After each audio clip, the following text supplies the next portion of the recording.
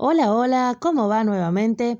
Vamos a desarrollar un tema que nos quedó a medias en la clase anterior, el texto.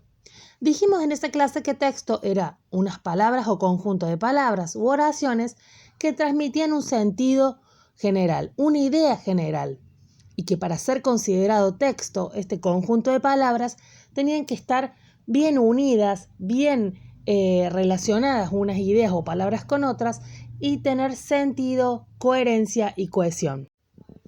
Para refrescar esto, vamos a recordar que coherencia es la relación que se establece entre las ideas de un texto.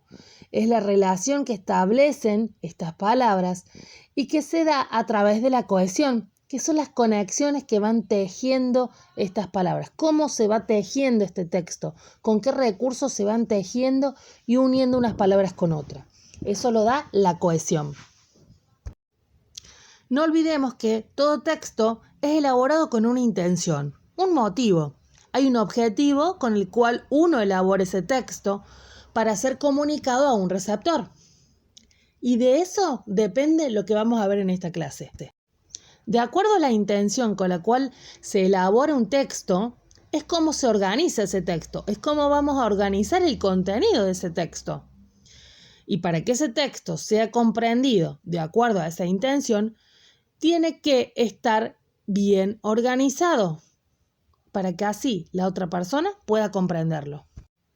Las tramas textuales justamente son los modos en los que se organiza un texto o un discurso. Es la forma en la cual vamos organizando nuestras oraciones para que sea comprendido por el receptor. Lo que vamos a ver ahora es qué tipos de tramas textuales nos podemos encontrar. La trama descriptiva es la que presenta las características más importantes de un tema, de un objeto o una persona. Desarrolla todas las partes y aspectos de ese tema general y nos lo describe de manera completa. Normalmente se da en las enciclopedias, en los anuncios de determinados productos o en la definición de palabras. En la trama narrativa se cuenta una historia o se relatan hechos de personajes en un tiempo y en un lugar determinados. Esta trama principalmente se ve en cuentos, en novelas, en historietas, en biografías, por ejemplo.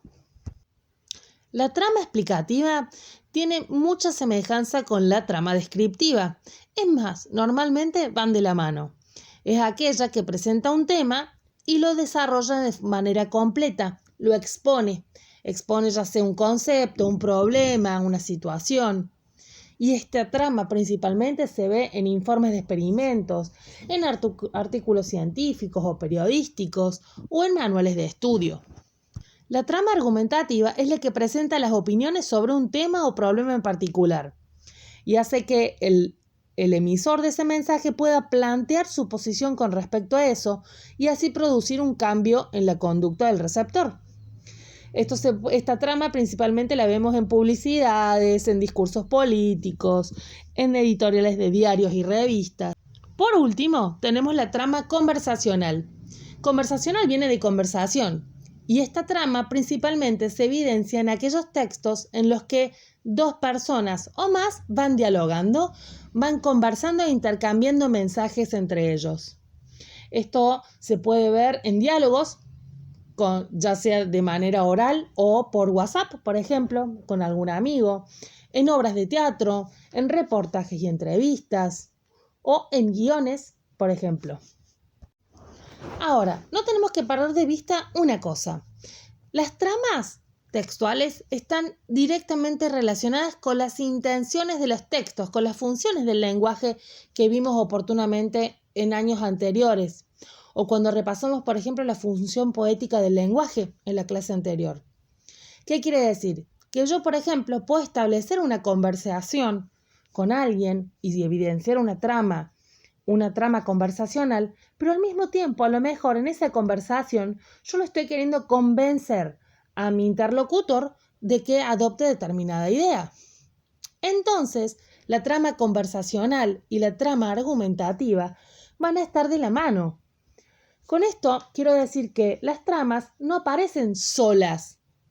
en un texto, sino que se pueden complementar y aparecer simultáneamente.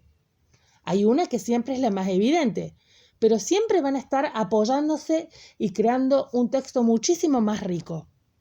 Entonces, si bien se van acompañando y complementando, hay una trama que es la que predomina. Y siempre está bueno saber y poder identificar cuál es la trama que predomina cada vez que establecemos una comunicación con alguien. Así como en todo tipo de texto se pueden evidenciar diferentes tramas textuales, en la literatura también. También podemos ver varias tramas textuales que se combinan y se complementan para enriquecer los textos literarios. De este modo, en un texto narrativo, cuya trama evidentemente es narrativa porque cuenta la historia de determinados personajes, es muy probable que podamos ver diálogos, o sea, trama conversacional. Podamos ver tramas descriptivas en los fragmentos en los cuales se nos describan los ambientes o los personajes. Todo como una muestra evidente de la función poética para potenciar y explotar el uso del lenguaje para crear una nueva realidad. No queda más entonces que cada uno de nosotros aproveche estas posibilidades que nos da el lenguaje, que nos dan estas tramas textuales, que nos dan los recursos literarios, que nos dan tantas herramientas de comunicación como para comunicarnos cada vez mejor.